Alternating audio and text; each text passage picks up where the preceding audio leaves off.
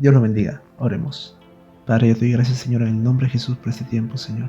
Yo te pido que seas tú, Señor, hablando a nuestras vidas por medio de tu Espíritu Santo, Señor, y nos hagas comprender cada día más la palabra de Dios. Que tu Espíritu nos guíe por medio de este estudio, Señor, y seas tú hablándonos a nuestras vidas. En el nombre de Cristo Jesús, a ti la gloria, la honra y el honor por los siglos de los siglos. Amén y amén.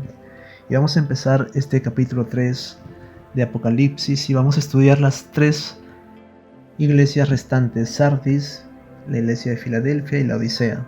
Así que vamos a empezar con el verso 1 de la iglesia de Sardis, y dice en el verso 1 de Apocalipsis 3: escribe al ángel de la iglesia de Sardis, el que tiene los 7 espíritus de Dios y las 7 estrellas, dice esto: yo conozco tus obras, que tienes nombre de que vives y estás muerto. Sé vigilante y afirma las otras cosas que están para morir, porque no he hallado tus obras perfectas delante de Dios. Entonces, en este primer versículo quiero rescatar lo que está en amarillo. Dice que aquella iglesia de Sardis tenía nombre de que vive, pero estaba muerta. Era una iglesia que al exterior, por las apariencias, parecía que era una iglesia buena, que una iglesia que podía tal vez dar frutos externos, que la gente podría ver sus frutos, podía ver tal vez lo grandioso que era esta iglesia, pero estaba muerta espiritualmente. Era una iglesia que no buscaba a Dios en comunión, dependía tal vez de lo que se podía ver, de que la gente podía percibir de esta iglesia, pero delante de Dios no había comunión. Y esto es lo que afirma este versículo: tienes nombre de que vives y estás muerto. Es muy importante no solamente crecer en obras delante de los hombres, sino principalmente tener comunión delante de Dios. Dice la Biblia de que el Señor Jesús comenzó a crecer en estatura y tenía gracia delante de Dios y delante de los hombres. Es muy importante el aspecto espiritual y también el testimonio delante de los hombres. No solamente guardar un testimonio de apariencias, sino un testimonio real y también estar bien delante de Dios. Y eso es lo que no tenía la iglesia de Sardis. Por eso en el verso 2 dice: sé vigilante y afirma las otras cosas que están para morir. Es decir, todavía había algo en este creyente de la iglesia de Sardis que podía afirmarlo delante de Dios, que estaba para morir. Y en esto algunas personas afirman de que como el mensaje se le está dando a la iglesia de Sardis, y específicamente al ángel o al mensajero, es decir, al pastor de la iglesia, era responsabilidad del pastor afirmar las otras cosas que están para morir, y han concluido de que estas cosas que están para morir son los congregantes o las personas que estaban en esta iglesia. Si nosotros nos referimos a este tiempo y encontramos una iglesia que abunda en obras, o ante la gente es una iglesia próspera, pero delante de Dios no lo es, la comunión de cada persona que está en esta iglesia es simplemente responsabilidad de cada persona, no del pastor. En este caso, muchas personas han afirmado de que el mensaje aquí se le está dando al pastor, y de que el pastor en el verso 2 tiene que ser vigilante y afirmar las otras cosas que están para morir, refiriéndose a los creyentes. Y sinceramente aquí está hablando de cada persona. No solamente el mensaje a Sardis es para el pastor, sino que también es para mi vida, para tu vida y para la vida de cada creyente. Tenemos que examinarnos a nosotros mismos y ver qué áreas de nuestras vidas están mal delante de Dios, y aunque aparentemos de que estamos bien delante de Dios, debemos afirmar aquellas cosas que están para morir y estar bien delante de Dios. Por consecuencia estaremos bien delante de los hombres. El verso 3 continúa diciendo: acuérdate pues de lo que has recibido y oído, y guárdalo, y arrepiéntete, pues si no velas, vendré sobre ti como ladrón, y no sabrás a qué hora vendré sobre ti. Este versículo también nos muestra cosas muy importantes, ya que la persona que está en esta condición, que no está bien delante de Dios, el Señor en este versículo comienza a confrontar su vida y le dice: lo que has oído y recibido, guárdalo. Guardarlo significa ponlo en obra, ponlo en marcha, tenlo en tu corazón y arrepiéntete de aquellas cosas que estabas haciendo mal. Dice: pues si no velas, vendré sobre ti como ladrón, y no sabrás a qué hora vendré sobre ti. El no saber a qué hora viene el Señor es una referencia también a las 10 vírgenes, las cuales 5 eran prudentes y 5 eran insensatas. Entonces, el no saber, el no reconocer que ya el esposo viene, es simplemente porque hay una desconexión espiritual y hay un abandono en la comunión con el Señor.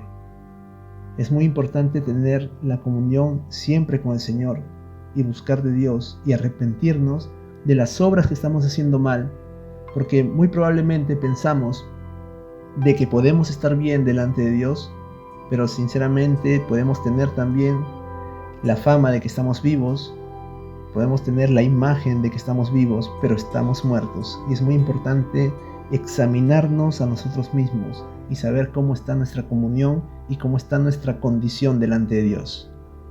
Luego el verso 4 continúa diciendo: pero tienes unas pocas personas en Sardis que no han manchado sus vestiduras y andarán conmigo en vestiduras blancas, porque son dignas. En este verso 4 siempre el Señor nos muestra que deja un remanente. A pesar de que puedas estar tú tal vez en una iglesia en este momento, que tú ves que hay cosas que no van bien delante de Dios, que hay cosas que la doctrina tal vez no está bien delante de Dios, esto no puede ser tal vez el pretexto para irte de la iglesia, porque ese es un plan a veces muy malo, en donde Satanás intenta poner en el creyente un desánimo hacia su iglesia para sacarlo de la iglesia y luego estar buscando otra iglesia, y sinceramente iglesia perfecta no hay. Lo que debemos tener cada uno de nosotros es comunión con Dios, y si el Señor nos guía a otra iglesia específicamente, en ese momento lo podemos hacer. Pero si no, no debemos salir de una iglesia para ir a buscar otra y otra y otra, porque eso nos puede enfriar espiritualmente, dejar de congregar, acomodarnos al mundo lentamente, y lo digo por experiencia porque a mí me ha pasado muchas veces en el pasado, cuando recién comenzaba. Y es importante siempre congregar. La Biblia nos enseña y nos exhorta a congregar. Es muy importante congregar. Así que aquí en este versículo está diciendo que hay personas en Sardis que, aunque esta iglesia estaba mal generalmente hablando, que había apariencia de que estaban vivos pero estaban muertos, habían algunas personas allí que estaban bien delante de Dios. Y dice que a estas personas el Señor las hará caminar con Él en vestiduras blancas. Pero hay algo muy importante que dice el verso 5. El verso 5 dice: el que venciere será vestido de vestiduras blancas. Y aquí hay algo que yo quisiera tomar este tema sobre la salvación en un video aparte, porque creo que lo merece. Y es de que la salvación, algunos piensan si se pierde, si se entrega. Y la verdad que aquí la palabra nos está diciendo el que venciere. No el que ya recibió al Señor, ya es salvo, sino el que venciere será vestido de vestiduras blancas. Nosotros somos salvos por fe, dice Efesios, y esto lo voy a tocar aparte en otro video más adelante. Pero centrándonos en este mensaje, dice de que las personas que permanecen hasta el final, el que venciere hasta el final, estas personas son dignas del Señor. Y luego dice en el verso 5: y no borraré su nombre del libro de la vida. Y aquí hay una implicancia de que si no borra su nombre, es que hay la posibilidad de que se pueda borrar el nombre. Solamente quisiera resaltar estas cosas que vemos aquí en el verso 5. Lo que está allí en rojo dice el que venciere. ¿Y qué es lo que sucede con el que venciere? Hay 3 cosas que están allí en amarillo. Será vestido de vestiduras blancas. 2. No borrará su nombre. Y 3. Confesaré su nombre delante de mi Padre. Es decir, la persona que vence, recién en ese momento, el que venciere, le sucederán esas 3 cosas. Entonces, si todavía estamos en la carrera y no hemos vencido aún, no podemos reclamar este premio. Y de hecho quisiera citar a Jesús en Mateo 24:13, que dice: mas el que persevere hasta el fin, éste será salvo. La Biblia también nos dice en Efesios que somos salvos por gracia, y esto es por medio de la fe, y que no viene de nosotros, sino que es don de Dios. Es decir, que nosotros somos salvos por gracia por medio de la fe. Y si es por fe, debemos andar en esa fe. Nuestra vida debe reflejar la fe que tenemos y la convicción que tenemos de que somos salvos. Y vemos en el verso 6 que dice: el que tiene oído, oiga lo que el Espíritu dice a las iglesias. Hay que comprender detalladamente cada versículo y lo que el Señor nos está mostrando y lo que nos está hablando por medio de su palabra. Ahora veamos lo que dice la iglesia de Filadelfia. En el verso 7 dice: escribe al ángel de la iglesia en Filadelfia. Esto dice el santo, el verdadero, el que tiene la llave de David, el que abre y ninguno cierra, y cierra y ninguno abre.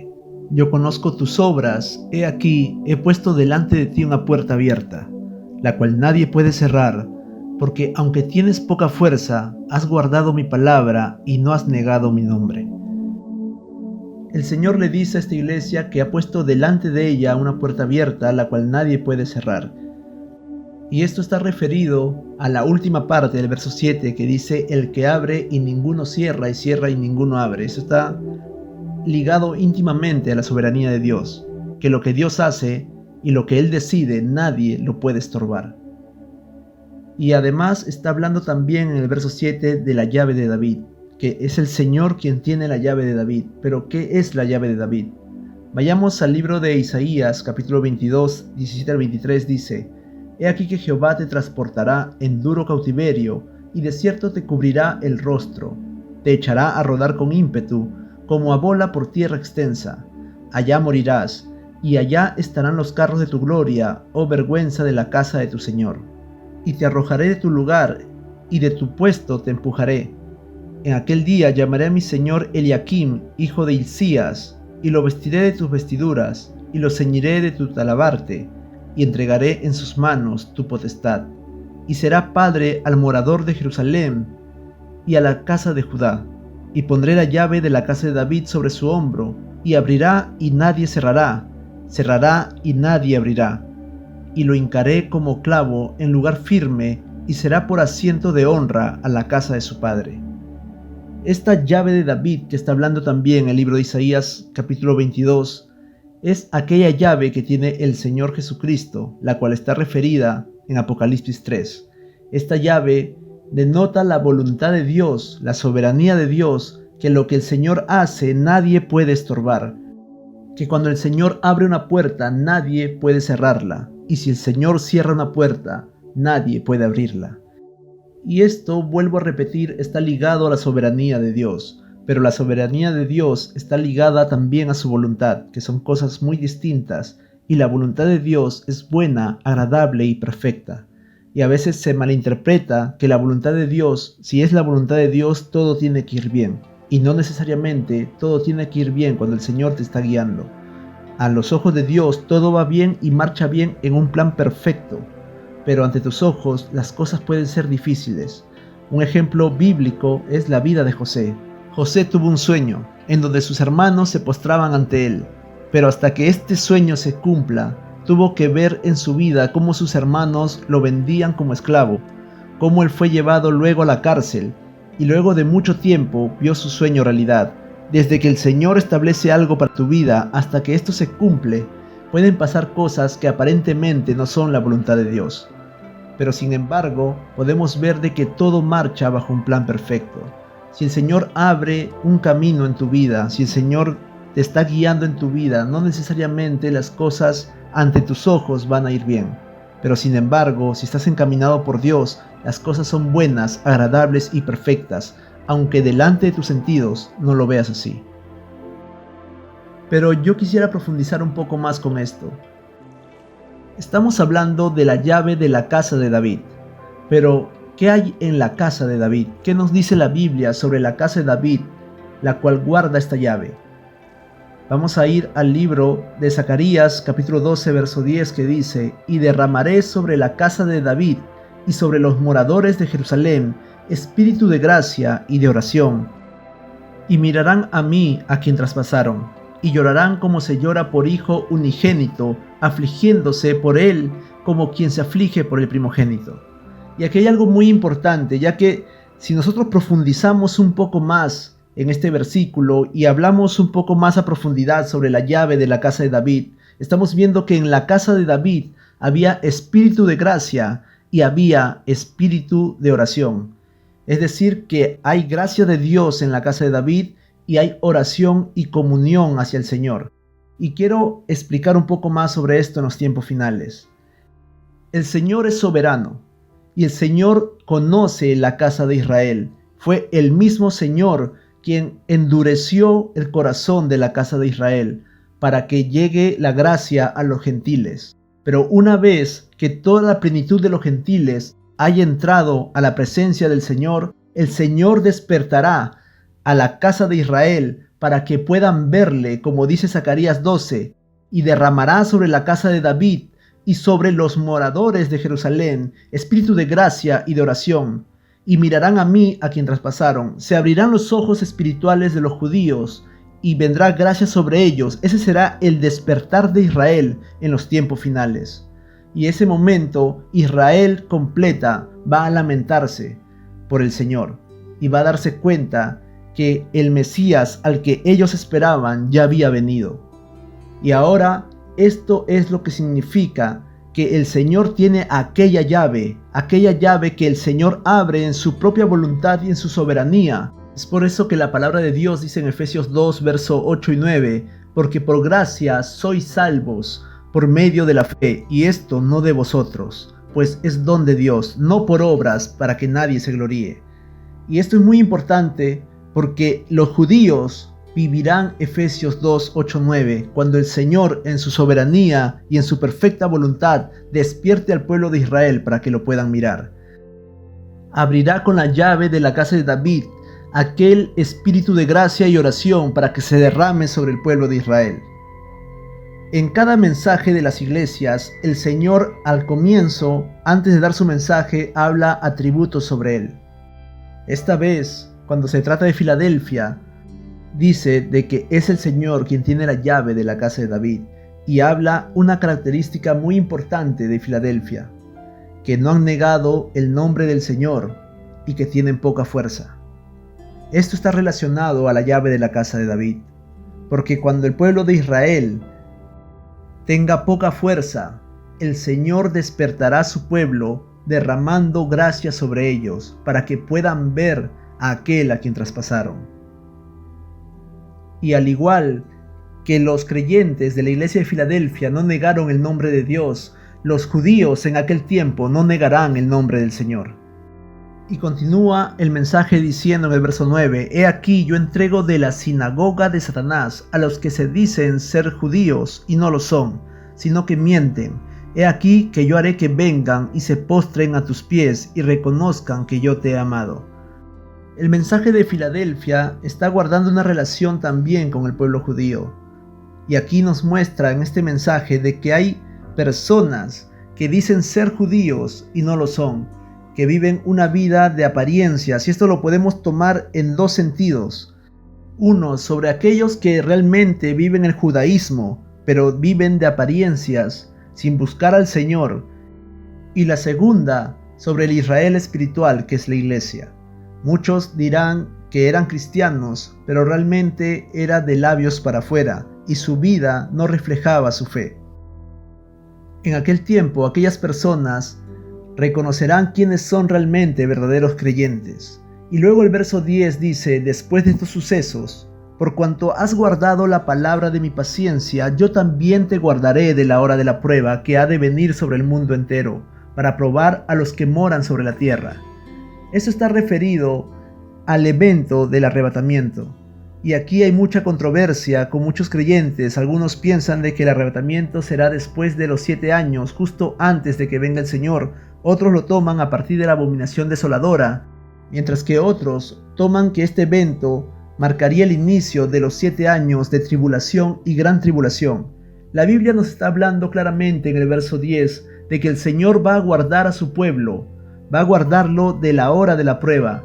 Guardarlos no significa que van a estar en aquel lugar, sino que así como Lot fue sacado del lugar de tribulación, del lugar de juicio, el pueblo de Dios será sacado del lugar de juicio. Y si el juicio, como dice el verso 10, vendrá sobre el mundo entero, el pueblo de Dios tiene que salir del mundo entero, ya que el mundo entero será un lugar de juicio. Tengo un estudio en el canal que habla sobre esto del arrebatamiento, si la iglesia ha de pasar o no por la gran tribulación, y estoy poniendo el estudio sobre los 3 enfoques, si es al inicio de los 7 años, a la mitad o al final de los 7 años que se da el evento del arrebatamiento. Así que continuamos con el verso 11, que dice: He aquí yo vengo pronto, retén lo que tienes para que ninguno tome tu corona. Al que venciere, yo le haré columna en el templo de mi Dios, y nunca más saldrá de allí. Y escribiré sobre él el nombre de mi Dios, y el nombre de la ciudad de mi Dios, la nueva Jerusalén, la cual desciende del cielo de mi Dios, y mi nombre nuevo. El que tiene oído, oiga lo que el Espíritu dice a las iglesias.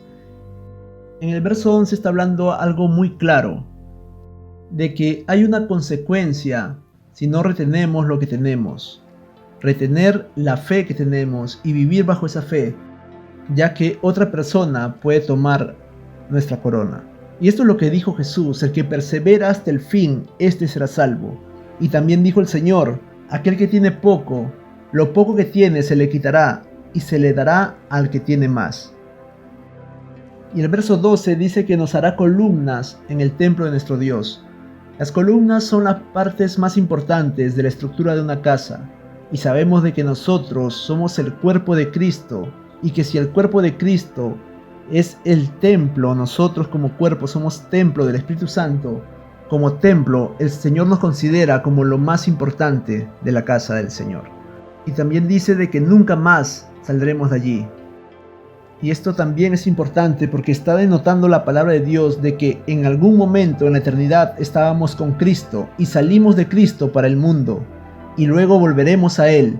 Por eso dice en el verso 12, nunca más saldrá de allí. Porque hubo un momento en la eternidad que salimos de Él y volveremos a Él. Y más abajo dice que nos dará a conocer su nombre nuevo. Y aquí quisiera hacer un pequeño paréntesis, ya que el pueblo de Dios, muchos discuten sobre cómo se le debe llamar al Señor. Si Yeshua, si Jesús, que Jesús es un nombre romano y que su nombre verdadero era Yeshua. Y mientras que algunos del pueblo de Dios discuten de cómo se le debe llamar al Señor, el Señor nos está diciendo en su palabra que tiene un nombre nuevo, que nos lo dará a conocer en el momento preciso. El que tiene oído, oiga lo que el Espíritu dice a las iglesias. Y para terminar este estudio vamos a ver el mensaje de la Odisea. Y escribe al ángel de la iglesia en la Odisea: He aquí el Amén, el testigo fiel y verdadero, el principio de la creación de Dios, dice esto: Yo conozco tus obras, que ni eres frío ni caliente. Ojalá fueses frío o caliente, pero por cuanto eres tibio y no frío ni caliente, te vomitaré de mi boca. Y este versículo es muy importante, ya que el Señor está hablando de que esta gente de la iglesia de la Odisea no era ni frío ni caliente y que lo va a vomitar de su boca. ¿Qué es lo que significa te vomitaré de mi boca? Cuando un cuerpo extraño, algo que no pertenece a nosotros, que no podemos digerir, entra a nuestro organismo lo que hace es precisamente vomitar, expulsar este cuerpo extraño, esto que entró y hace daño a nuestro cuerpo. Cuando el Señor está hablando aquí a esta gente de la iglesia de la Odisea, está diciendo que hay gente allí que es parte aparentemente del cuerpo de Cristo, pero que le hace daño al cuerpo de Cristo, que no son ni siquiera fríos, ni siquiera son calientes, sino que son tibios. Son gente que va de un lado para el otro, que andan en inseguridad espiritual y que son en cierta manera piedra de tropiezo para los demás creyentes. Estos que causan un daño a la iglesia, al cuerpo de Cristo, el Señor los vomitará de su boca. ¿Por qué? Porque no pertenecen al cuerpo, le hacen daño al cuerpo, y así como el cuerpo extraño que entra a nuestro organismo y nos hace daño, nuestro organismo los bota. El Señor tiene que botar este cuerpo extraño que está infiltrado en el cuerpo de Cristo. Y continúa diciendo el verso 17, porque tú dices, yo soy rico y me he enriquecido y de ninguna cosa tengo necesidad, y no sabes que tú eres un desventurado, miserable, pobre, ciego y desnudo. Por tanto, yo te aconsejo que de mí compres oro refinado en fuego para que seas rico, y vestiduras blancas para vestirte, y que no se descubra la vergüenza de tu desnudez, y unge tus ojos con colirio para que veas. Esta iglesia de la Odisea era una iglesia materialmente rica, sin embargo era muerta en espíritu. La Biblia nos muestra de que nosotros tenemos que ser probados como el oro, que el oro pasa por fuego para que las impurezas salgan de él y brille con más fuerza. A esta iglesia que aparentemente era próspera, el Señor les dice de que deben pasar por fuego. Y podemos verlo desde este ángulo. La iglesia, o el creyente específicamente, que vive una vida de apariencia, pero que no ha conocido realmente al Señor, este creyente va a pasar por el juicio de Dios que simbolizaría el oro refinado, este juicio de Dios sobre el mundo entero, y luego de esto sería vestido con vestiduras blancas, como dice la palabra cuando Juan ve a los decapitados. Estos andaban con vestiduras blancas y habían lavado sus vestidos en la sangre del Cordero. Esto se da en el momento de la gran tribulación. Y luego de esto, dice que estas vestiduras blancas es para que no se descubra la vergüenza de tu desnudez. Recordemos que nosotros somos llamados a ser sacerdotes del Señor. Y Aarón murió y fue enterrado desnudo. Le quitaron las túnicas de sacerdote. En este caso el Señor le dice a esas personas que se vistan con vestiduras blancas, y esto es santidad, comunión, pedir perdón a Dios, para que no estén con la vergüenza de la desnudez de su pecado. Y luego les dice que unja sus ojos con colirio, para que puedan ver realmente al Señor, para que puedan discernir las Escrituras por medio del Espíritu Santo, que una vez ya estando en santidad, pueda venir ese discernimiento y puedan ver al Señor. El verso 19 continúa diciendo: yo reprendo y castigo a todos los que amo. Sé pues celoso y arrepiéntete. He aquí yo estoy a la puerta y llamo. Si alguno oye mi voz y abre la puerta, entraré a él y cenaré con él y él conmigo. Sabemos de que el Señor tiene la llave de la casa de David, como lo decía el mensaje a la iglesia de Filadelfia, y que cuando el Señor abre nadie cierra. Pero en este caso, en Apocalipsis 3:20, el Señor está a la puerta, y aunque Él tiene la llave, Él quiere que voluntariamente la persona se acerque a Él, sea sensible a su voz y abra la puerta. En el verso 21 dice: al que venciere, es decir, a la persona que ya terminó su vida en fe, le daré que se siente conmigo en mi trono, así como yo he vencido y me he sentado con mi Padre en su trono. Y aquí hay algo muy profundo en la palabra de Dios. El trono es el asiento del rey. Y el trono es personal. No se pueden sentar dos personas en un mismo trono. ¿Y qué es lo que dice la palabra en el verso 21? Al que venciere, le daré que se siente conmigo en mi trono. No que tendrá su propio trono, sino que se sentará con el Señor en su trono, así como yo he vencido y me he sentado con mi Padre en su trono. Una vez más, el trono del Padre es el trono del Hijo, y los creyentes verdaderos están con Él. Por eso la palabra de Dios nos dice en Colosenses que de nuestra vida está escondida con Cristo en Dios, y de que nosotros somos uno con el Señor y que somos uno con el Padre. Eso es lo que nos decía el Señor cuando oraba en Getsemaní: para que todos sean uno como tú, oh Padre, en mí y yo en ti, que también ellos sean uno en nosotros, para que el mundo crea que tú me enviaste.